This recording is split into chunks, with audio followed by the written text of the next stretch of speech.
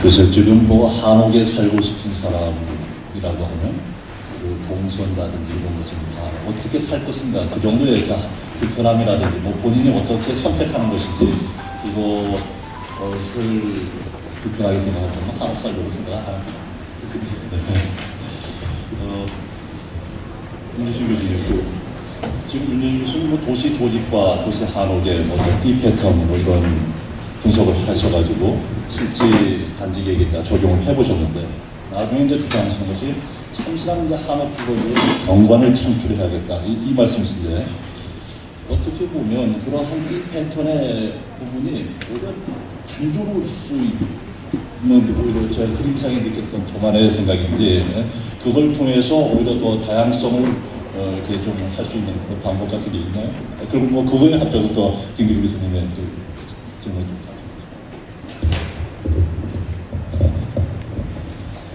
김기주 교수님이 한옥, 하이브리드 한옥을 겨냥하는 것이냐 아니면 한옥 하이브리드를 겨냥하는 것이냐 어느 곳을 선택하시냐 어느 곳을 지향하시는 것이냐 물으셨는데 사실은 뭐 제목처럼 최후의 지향점은 한옥 하이브리드가 되기를 바라는 거죠. 그러니까 실제로 이제 그 가치는 아주 높게 마치 싸이가 그 해외의 그 음악적 요소를 가미해가지고 세계로 나가듯이 그 한옥 하이브리드가 되기를 바랍니다. 바랐지만 바란다고 되는 건 다 아니니까. 근데 하여튼 그 우리가 열려 있고 밖으로 나간다면 저는 가능성이 있다고 생각합니다. 그런 의미에서 한 얘기고. 그리고 그러니까 물론 이제 그 하이브리드 한옥을 거쳐서 한옥 하이브리드로 가야 되겠죠. 물론 이제 제가 그냥 막연하게 갖고 있는 제 이미지를 설명한다면 그 하이브리드 한옥은 지금 많은 사람들이 이제 하나의 주택 아니면 하나의 건물을 어떻게 한옥적인 그 완성체로서 노력할 때 그것의 지향점이 하이브리드 한옥이고 한옥 하이브리드라고 하는 것은 이제 뒤에 한옥 하이브리드 빌딩이라는 말이죠. 그러니까 한옥적 요소가 이렇게 있어서 한옥의 어떤 흔적과 정치를 느낄 수 있다 이런 것입니다. 자, 제가 이렇게 좀 아주 라프하게 거칠게 설명을 해드리면 해외에 가면 말이죠. 해외에 가면 예를 들어 베니스 이런데 도시조직이 그냥 옛날 철거년기에 살아있는 데가 많이 있어요. 그런데 가보면 새로운 집을 지을 때 어떻게 짓냐면은 옛날 집이 있고 가운데에 있는 주로 유리 같은 걸 해가지고 그 이제 인필 같이 개념이 도입돼가지고 암스테르담 그렇죠. 새롭게 집을 짓더라도 어떻게 과거에 비해서 잘 이렇게 흡수하는 입장 그렇게 그래가지고 물론 그 내용은 이제 대부분의 한 블락 안에도 옛날 집이 다 있기 때문에 그런 것입니다. 그게 개념이지만 우리는 그런 게 없어요. 그렇기 때문에 실제로는 전체 외양은 이렇게 현대 건물까지 되어 있지만 한옥의 이런 부분이 있어서 그 흔적을 보일 수 있는 그런 형식의 그러한 도시경관이 존재하지 있지 않을까 하는 막연한 생각입니다. 그런 의미에서 한옥 하이브리드라는 전달이 되는지 모르겠는데 말로 하는 것이니까 그렇게 생각하시는 것이고 제가 사실은 좀 더 구체적으로 설명 안 드렸는데 아까 김기주 교수님께서 D 패턴에 대한 질문을 내가 좀 놓친 것 같은데 제가 D 패턴을 보여드린 이유는 이유와 그것은 이제 D 패턴이라는 게 한마디로 얘기하면 근대적 도시조직을 하우징 도시조직을 해석하는 하나의 방법론입니다. 그 관계로 길과 필지, 그다음에 그 안에 있는 건물의 사이를 분석하는 하나의 방법이기 때문에 실제로 이제 근대적 도시조직에서는 다 적용된다고 생각해요, 저는 개인적으로. 그리고 제가 하나 더 덧붙이면 제가 사실 두 개 소개했는데 하나는 앞에 서울의 도시안의 도시조직을 설명하면서 내가 이제 아까 이렇게 파주에 있던 제가 한번 해봤던 그것을 보여주면서 했던 게 뭐였냐면은 사실 그거는 아까 저희 이강민 박사가 얘기했던 우리가 전통적으로 갖고 있는 한옥의 유형, 즉 마당 중심의 중저형 주택의 한 케이스로 지금 있는 그 도시 한옥은 그 세장 필지가 아니에요. 도로의 점유, 도로를 점유하는 그러한 그 필지의 분할이 굉장히 그 비효율적으로 되어 있는 것입니다. 그러니까 그걸 효율적으로 세 장의 필지를 만들어서 그러면서도 중정을 포용하는 그러한 형식의 주거 유형을 제한하려고 했던 것이었어요. 그리고 사실은 그 중정형 주택이라 그래서 꼭 그렇게 세 장의 필지만이 아니고 이런 페리메타 블락이라 해서 이렇게 완전히 바깥에 둘러있는 커다란 중정도 가능한 것이고 그보다 작은, 좀 더 작은 블락형 집도 가능하다고 생각합니다. 그러니까 중정도 여러 가지 크기와 거기에 따라서 구성이 다 달라질 수 있다고 생각해요. 그러니까 제가 그런 의미에서 처음에 드린 거는 그 어떤 중정, 마당을 중심으로 하는 것이고 두 번째는 것은 거꾸로 외향적, H자라는 외향적 가능성을 내포한 것입니다. 아까 홍승재 교수님께서 질문하신 것이 더 단조롭게 보일 수도 있다고 생각해요. 그러니까 실제로 이제, 그건 이제 그 안의 조직을 얼마나 가지고 하느냐가 하는 거에 달렸죠. 그러니까 마치 지금 가야동의 교수 조직이 굉장히 단조롭게 볼 수도 있습니다. 단조롭게 볼 수 있지만 그 안의 변형을 통해서 충분히 어떤 동질성과 함께 차별성을 가질 수 있다고 생각합니다. 그런 의미에서 이제 설계가 다 된 게 아니고, 그 아빠 저희 그냥 학교에 한 것이니까. 그렇게. 이광민 센터장님은 마지막 최상희 박사님의 질문에 아마 거의 이광민 센터장한테 물어볼 얘기가 있는 것 같으니까 그것을 같이 토론을 듣고 같이 대답을 해줬으면 좋겠습니다.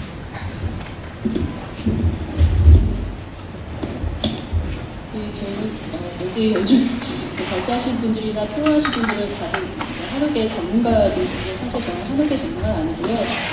전공은 단지계획 전공입니다. 근데 저희 본사에서 신한옥 주거단지 관련해서 연구를 진행을 하고 있고 현재도 단독주택 관련해서 연구를 하고 있습니다. 그래서 어떻게 보면 이제 전문가적인 시각이라기보다는 김봉렬 교수님이 정신이 깃든 전통 건축학계인들에게 돈 얘기나 이런 얘기를 해야 돼서 하여튼 그런 상황이라고 이제 말씀드리고 시작하려고 하겠습니다. 근데 저도 한옥에서 살아보고 싶었습니다. 그래서 예전에 2005년에 서촌에 있는 집을 한번 보러 갔었거든요, 남편이랑. 근데 그때 집값 가격이 3억 5천인가 되더라고요. 그래서 그때 당시에 서울 강북구에 있는 아파트 가격이 2억이 안 됐을 때였거든요. 그래서 그때 이제 북촌의 마을 만들기 사업들이 항상 활성화가 되면서 한옥에 대해서 이렇게 시장이 많이 커지진 않았지만 관심 있는 사람들이 조금 이렇게 거래가 되던 그런 상황이었는데 그 집 가격이 지금 이제 거래되는 가격을 보면 거의 7, 8억에 가깝게 되어 있거든요. 그렇다고 하면 그런 지금 모델을 많이 만들어서 하려고 하는 서울시의 그런 고급 한옥이 과연 고급 한옥이냐 고가 주택이냐의 그런 문제가 늘 눈에 남는 것 같습니다. 그래서 그런 노력들 때문에 신도시 지역 안에 조금 더 저렴하게 공급할 수 있는 이제 다양한 경로를 찾고 있는 그런 과정이라고 볼 수가 있고요.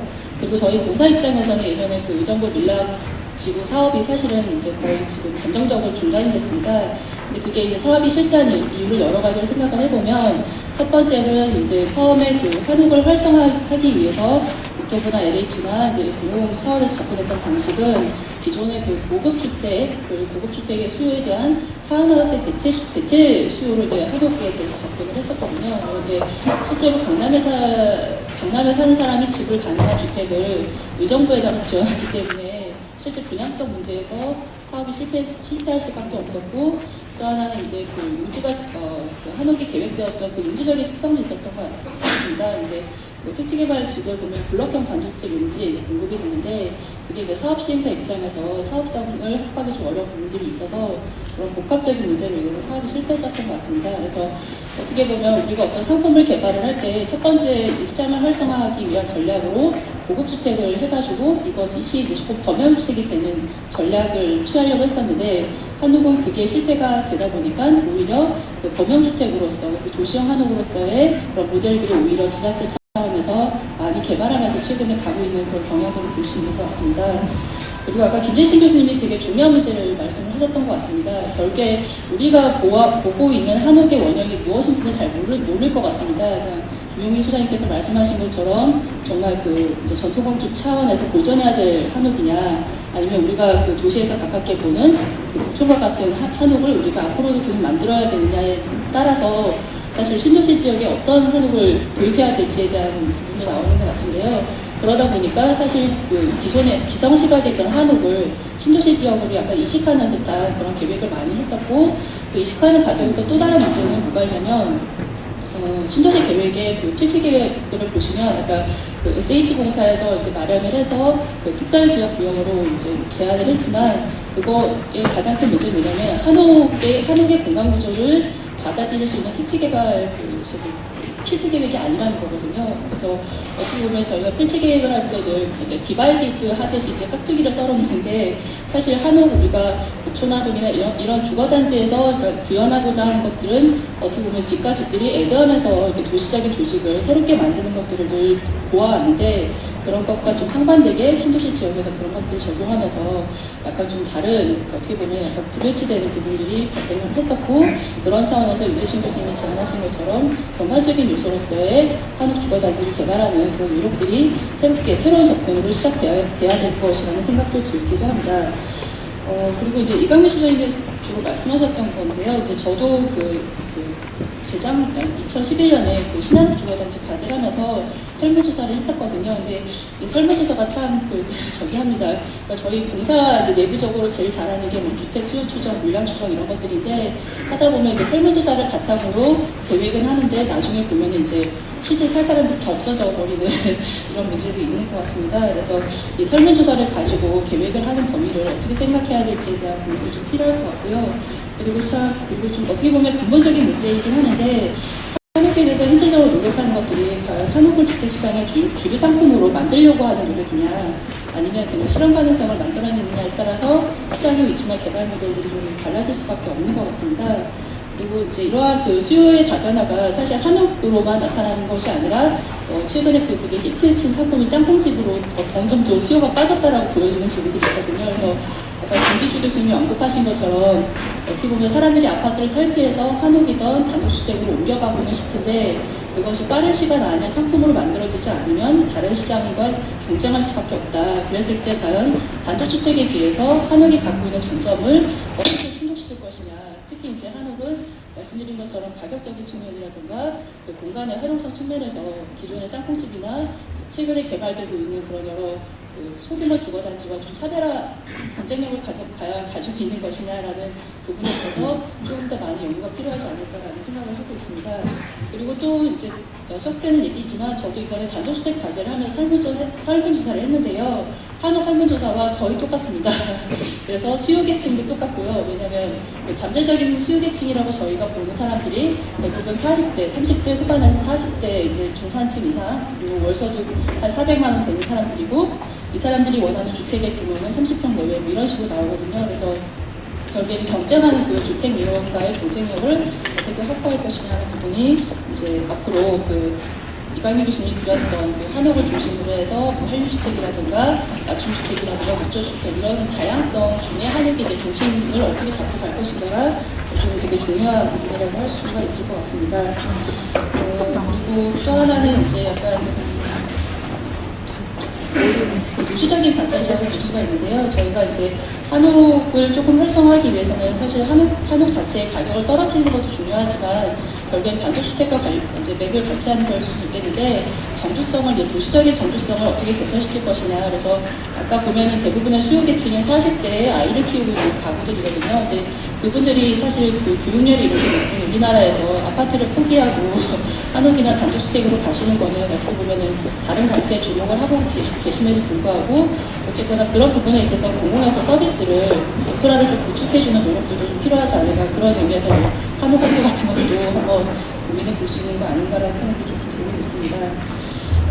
그리고 그리고 한옥의 적정 가격에 대해서 이제 논의들이 많이 이루어지는데, 길어졌나요? 네.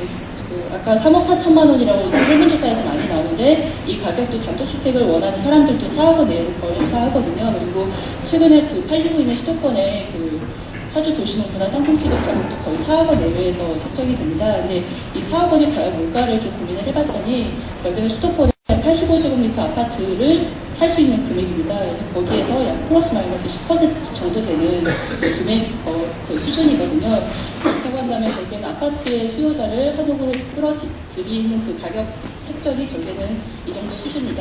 그렇다고 한다면 수도권에서는 이 정도 가격이라면 지방에서도 같은 가격으로 사업으로 팔아서는 안 되니까 사실 그 수준에 맞춰서 떨어져야 되는데 과연 비수도권 지역에서 그 정도의 주택 규모의 뭐 2억 원짜리 한옥을 살려고 하는 사람들이 과연 있을 것이냐 하는 부분이 있고, 결국에 그렇다고 한다면 이 수도권에서는 어떻게 보면은 단독주택이라든가 아니면은 그 한옥을 활용한 이제 뭐 문화시설이라든가 숙박시설 이런 쪽으로의 용도와 그런 수요가 더 높아질 수밖에 없는 그런 시장 구조적인 문제가 있는 것 같습니다. 그래서 일단 그 지역에 대한 확장기를 또 고민을 해봐야 된다는 말씀을 드리고 싶고요. 그래서 사실 뭐 한옥의 가치, 그리고 이제 저희가 시범 사업을 이제 진행하는 것들을 보면은 보통 이제 설계 공모를 통해서 적정한 플로트 타일을 만들어서 이제 그 분양을 하는 방식을 하는데, 사실 한옥이 갖는 가장 큰 특징은 맞춤형 주택이거든요. 그래서 어떻게 보면 토지를 먼저 구입을 해서 수요자를 모은 다음에 수요자들이 직접 설계를 할 수 있는 방법으로 프로세스를 좀 개선하는 방안도 활성화를 위한 또 다른 대안이 아닐까라고 생각을 해보고 있습니다. 일단 말씀 마치겠습니다. 네, 지금 결국 한옥의 이 시장을 더 확대시키기 위해서는 우리가 경쟁력을 갖다가 확보를 해야 되고, 그에 따른 어떤 전략이 있어야 될 것 같은데, 지금 얘기하는 게. 그리고 이제 한옥을 짓고 싶어도 일반인들이 제일 문제가 되는 것이 돈이 비싸다는 게, 경남건축비가 비싸다는 거고, 지자체에서도 공공건축을 갖다 한옥으로 하려고 하는데 결국 예산이 부족해서 콘크리트 구조에다가 모양만 한옥 같은 거는 그러한 망치는 그러한 것들을 많이 볼 수 있어요. 근데 지금 제가 있는 그 익산 같은 경우도 공주부여 경주와 함께 고지정지고 고도보존 특별구역에서 특별보존지구 역사적 보존지구 이렇게 돼서 한옥도 많이 지려고 해요. 근데 결국은 돈 때문에 못 짓는단 말이죠. 그래서 어떻게 경쟁하고 그 돈이 좀 그래도 그러한 가치가 있다고 보여주든지, 아니면 가격을 낮추면서 또 한옥이 갖고 있는 어떤 그런 경쟁력을 바꿔주는 거를 포함해가지고 지금 박사님의 질문을 부탁드리겠습니다. 질문 내용이 너무 많아서 생각나는 대로 좀 하겠습니다. 지금 그 가격 문제, 또 이제 마을 계획을 LH에서 여러 번 한옥 마을 계획을 실패하는 경우도 있는데, 사실은 이 자본주의 사회에서 싸고 좋은 거는 없는 것 같습니다.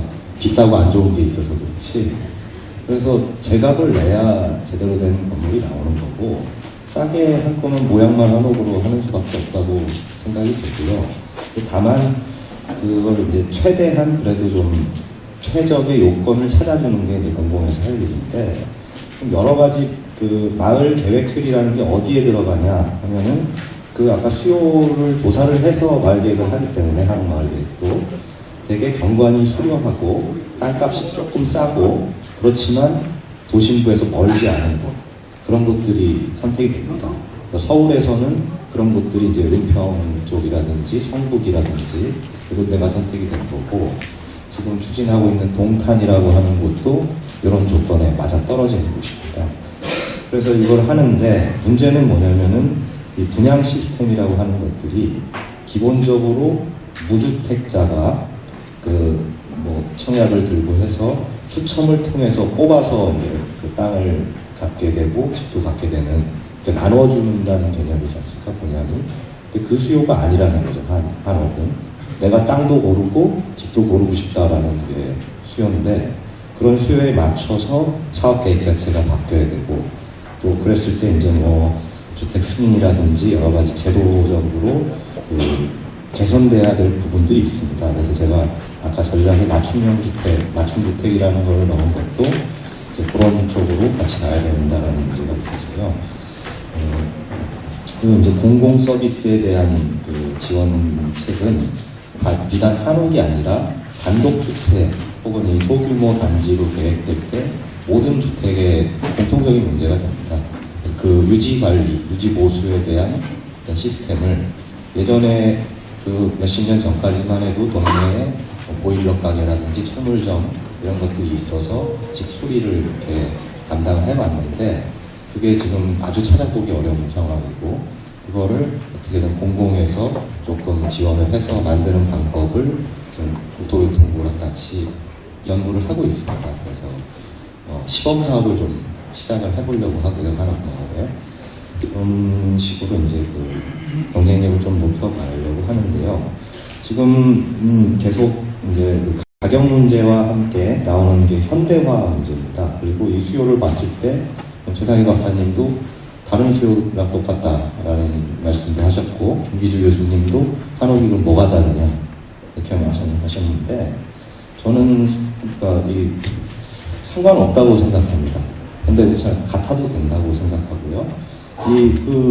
결국은 지금 한옥을 다룬다라고 하는 게, 저도 가끔 이제 한옥센터에서 일을 하기 때문에 한옥이 아주 그냥 좀 이렇게 건드릴 수 없는 아주 그 지고의 가치처럼 느껴질 때도 있는데, 우리가 문화재를 하는 게 아니라 현대 건축을 다루고 있는 거고 생활주택을 다루고 있다는 측면을 보면 이게 한옥은 목표가 아닙니다.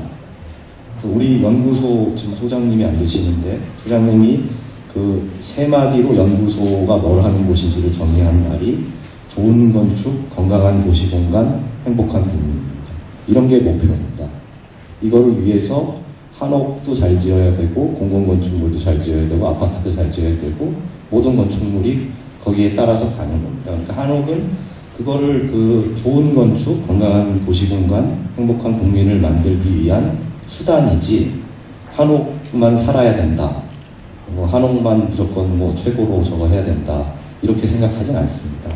다만 한옥이라고 하는 것들이 그 사회적으로 대단히 호감을 가지고 있고, 한국인들이, 그리고 거기에 대한 향수 같은 것도 있고, 이렇게 아껴주고 싶은 마음들이 있기 때문에, 그런데 자생하지 못하고 있기 때문에 지원이 들어가야 됩니다.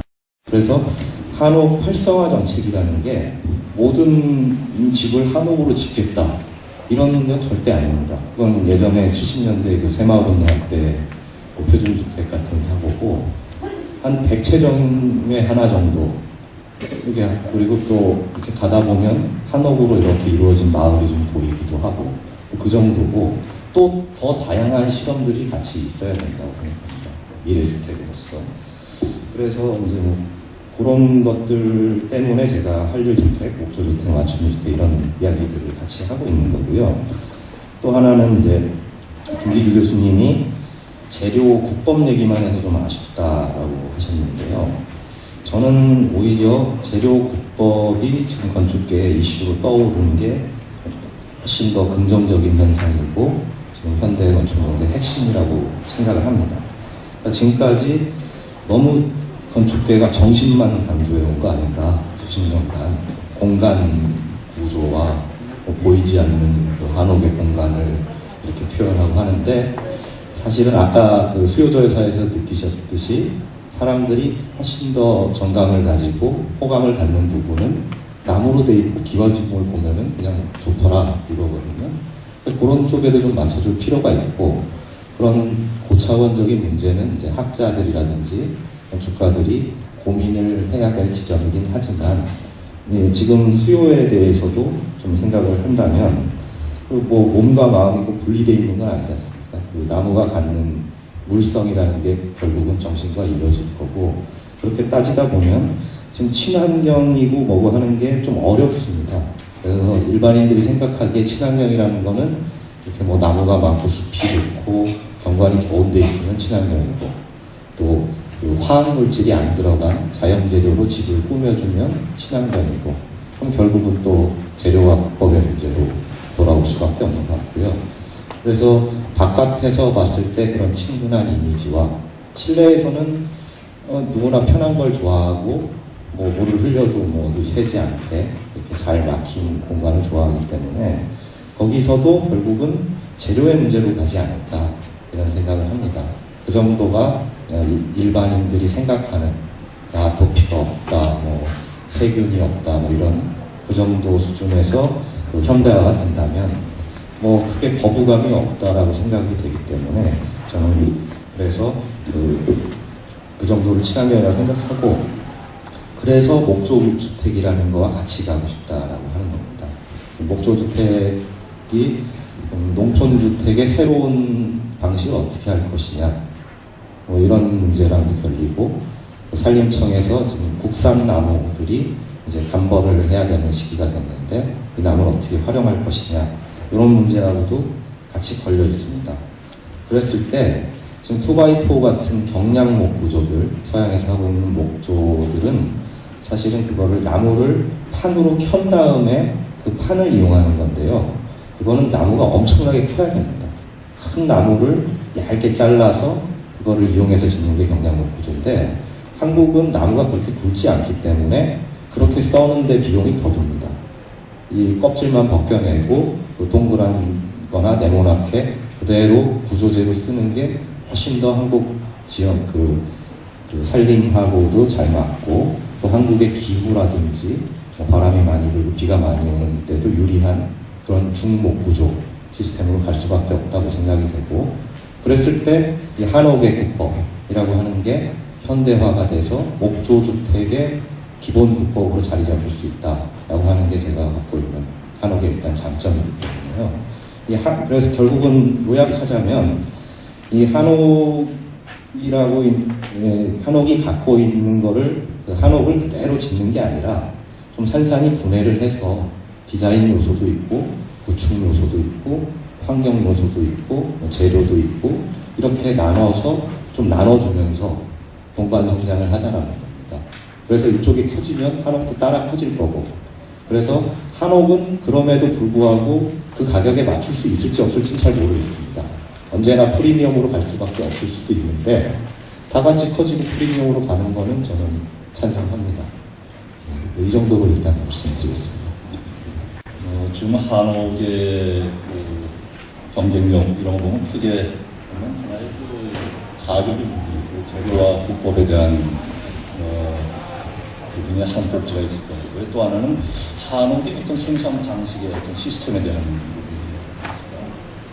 부분이 더 중요한 것은 결국 설계가 굉장히 중요한 부분인데 결국 공공건에서 좀 앞서가지고 한옥으로서 이러한 해놨을 때 진짜 저런 건축에 살고 싶고 저런 건축에서 계속 뭐 더 많이 짓고 싶다 이런 것들이 뭐 공이 유발이 돼야 되거든요. 제가 이전에 그 국가한옥센터에서 한옥에 대한 그 신청하면서 구로 어린이 도서관을 그때 가서 보고 그 공간에서 아이들이 너무 패턴이 다르더라고요. 그 한옥의 구조를 이쯤으로 이렇게 했을 때 그 어린이들이 그 공간을 어떻게 즐기는가 이렇게 봤는데 결국은 뭔가 보여줘야 되는데 그것을 이제 공공에서 앞서야 되고 또 하나는 지금 요즘에 몇 개 대학과 건축자학교에서 한옥의 인정장치가 건축자들 교육인데요. 진짜 그 건축자들이 많은 안들을 지금 여러 가지 다양성이 있는 그 요구들을 시스템 설계해서 보여주고 하다 보면 자연스럽게 풀릴 수 있지 않겠나.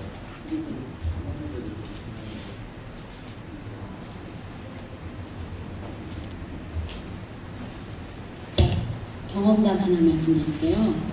그 이제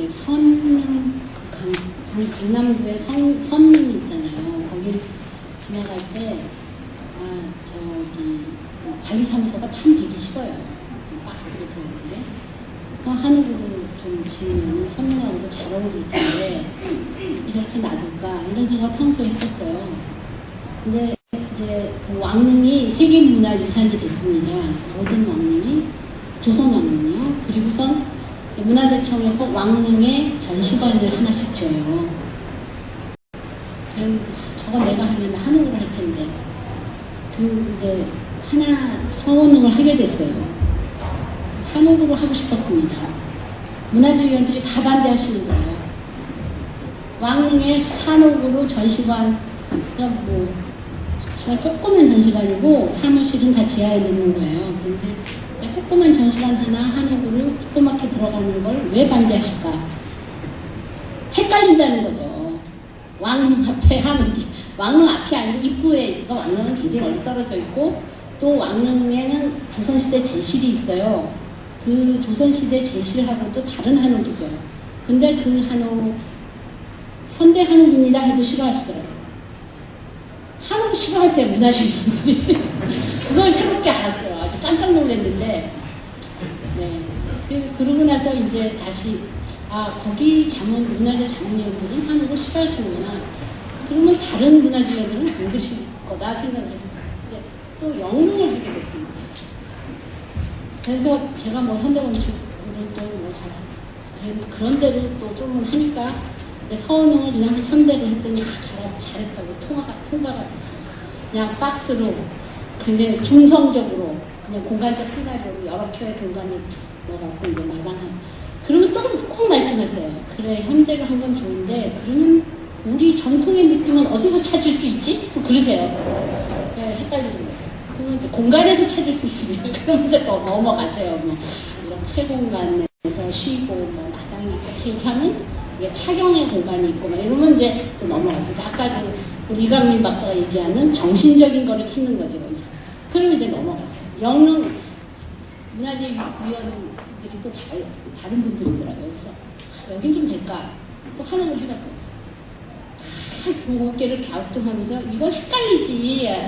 조선시대 한옥은 과거일 거라고 생각하시더라고요. 문화재위원들이. 현대 한옥 참 만들어가기 어렵습니다. 제가 공공건축물은 다 현상으로 하잖아요. 그리고 그야말로 문화재하고 관련된 맥락이 있는 데 가서 한옥을 제안을 해주는데 매번 잘 안 돼요. 더군다나 그걸 현대적으로 변형시키면 더 안 되죠. 일본식이라고 욕 많이 먹으니까. 아까 사실 저 윤재신 교수님이 그 LH공사 의정부 밀랍지구 그 배치도 제가 한 배치도 이렇게 나란히 놓고 보여주셨는데 윤재신 교수님 거 냈으면 일본식 그 장옥이라고 동경에 있는 옛날 그 에도시대 장옥이라고 다 야단 맞았을 거예요. 그러니까 근데 그럼에도 불구하고 저는 그런 한옥도 있고 또 저런 한옥도 있고 조금 더 자연스럽게 갔으면 좋겠고 그다음에 그 공공건축물에서 선도해야 되는 건 맞죠. 제가 용역비를 받지도 않았는데 우체국, 한옥우체국, 한옥도서관, 한옥유치원 다 만들어봤어요. 다 가능하다는 걸 보여주고 싶어서. 그래서 가끔 발표할 때 한 번씩 보여드립니다. 한옥으로 다 가능한데 지자체는 또 그게 있죠. 예산, 국가 경찰서 보면 평당 얼마 이게 정해져 있습니다. 국가 예산에.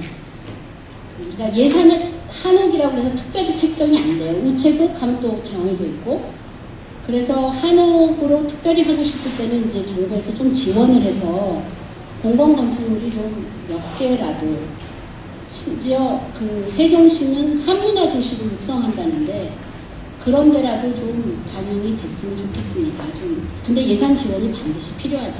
아직은 앞으로도 또 비쌀 테니까.